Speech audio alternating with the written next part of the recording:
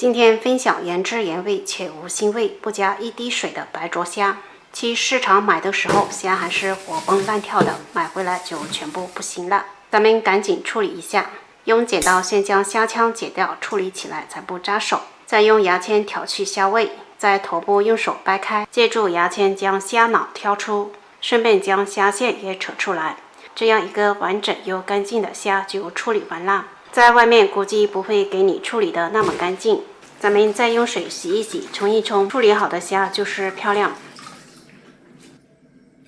沥干水分后，直接倒入不粘锅中，来点姜丝、葱段、花椒，少许花生油，最后再来点白酒去腥。这里完全不需要加任何一滴水，大火焖3分钟。趁这个时间拍几个大蒜，将蒜切成末，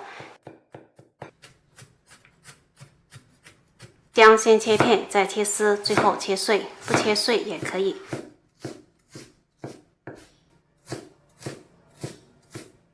再切几个辣椒，切好收入碗中。最后切点葱花，切好收入碗中。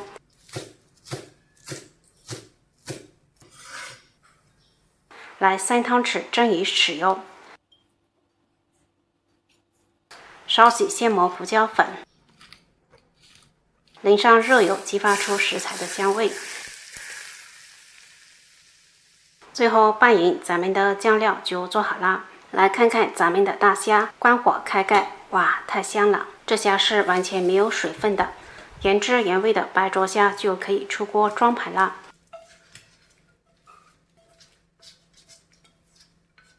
咱们剥一个尝尝鲜，真的非常鲜甜嫩滑，原汁原味且无腥味，真的太好吃了。好啦，这期视频就分享到这里，喜欢的朋友可以在家试一下，拜拜。